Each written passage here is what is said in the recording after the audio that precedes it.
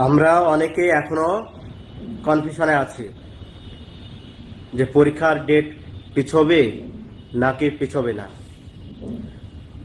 কনফিউশনে আছি বললাম এই কারণে, অনেকের আমি কমেন্ট দেখেছি, অনেকের পোস্ট দেখেছি এবং অনেকের এসএমএসও পেয়েছি। তো আমি বলি যারা কনফিউশনে আছেন যে এখনো পরীক্ষার ডেট পিছবে কি পিছবে না, তাদের বলি যে পরীক্ষার ডেট কখনোই আর পিছবে না।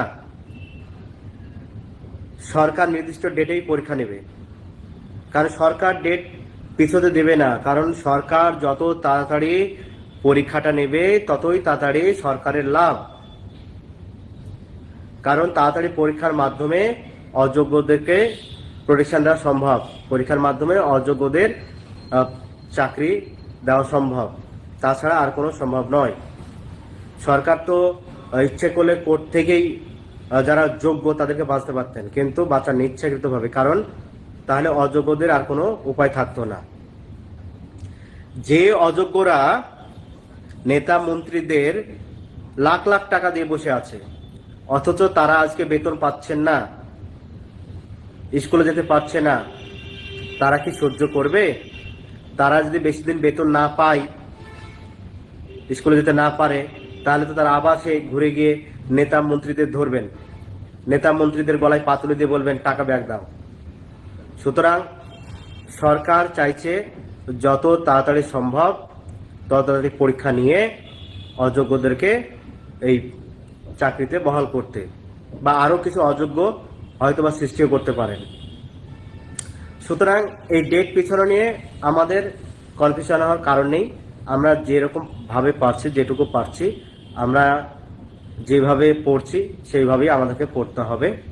অতিরিক্ত চাপ নিয়েও লাভ নেই। হ্যাঁ, কারণ অতিরিক্ত চাপ নিয়ে লাভ নেই, কারণ এই পরীক্ষা আমরা যতটা পাচ্ছি ততটাই দিব। শারীরিক সুস্থতা মেনটেন রেখেই আমরা পড়াশোনা করব। পরীক্ষা ডেট পেছাবে না। আমরা যদিও অনেক এসএলপি করা আছে বা এমএ করা আছে, কিন্তু এই এসএলপি এমএ তে কোনো কাজ হবে না। সেটা আমরা আগের হিয়ারিংয়েও বুঝতে পেরেছি যে সরকার লাইসেন্স নিয়ে তো অযোগ্যদের বসাতে চাইছেন। সুতরাং আমাদের পরীক্ষা ডেট পেছাবে না। এমএ ফাইল বা এসএলপি তে কোনো কাজ হবে না। আর এই এসএলপি এমএ এগুলোকে গার্ড করার জন্য সরকার অলরেডি আইএ ফাইল করে রেখেছে। হ্যাঁ, এনিহাউ তারা তাড়াতাড়ি পরীক্ষাটা নিতে চাইছে। সুতরাং ডেট পেছাবে না, ওই ডেটে পরীক্ষা হবে। তবে আমাদের টেনশন নিয়ে লাভ নাই, কারণ এই প্যানেলের ভবিষ্যৎ অন্ধকার। কারণ যে কারণে এসএসসি 2016 প্যানেল বাতিল হলো, সেই কারণগুলো 2025-এও বিদ্যমান।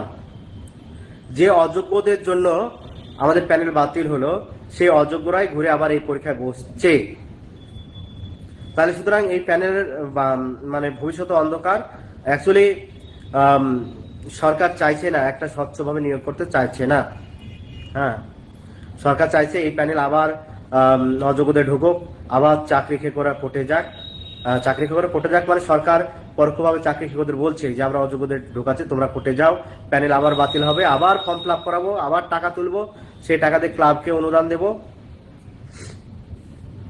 আর আজকে যেমন প্যানেল বাতিল হলো, আমরা এত কষ্ট করে এত পরিশ্রম করে চাকরি পেলাম, সেই চাকরি এতদিন পর আমাদের বাদ হলো, আমরা কিছুই করতে পারলাম না। কিছু করতে পারলাম কি? চোখের সামনে চোরেরা আমাদের চাকরি চুরি করলো, অথচ আমরা কিছুই করতে পারলাম না। সুতরাং ভবিষ্যতেও আমরা কিছু করতে পারবো না। আজকে 10 কোটি মানুষ যেমন এই অন্যায় দেখে চুপ আছে, ভবিষ্যতে যখন এই প্যানেলটা বাতিল হবে তখন এই 10 কোটি মানুষ চুপ থাকবে, চোরেরা চুরি করবে আর আমরা দাঁড়িয়ে দাঁড়িয়ে দেখবো।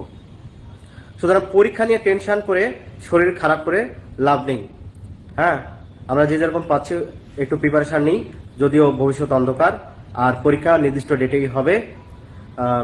ডেট পিছনে নিয়ে কনফিউশনের কোনো কারণ নেই। ধন্যবাদ।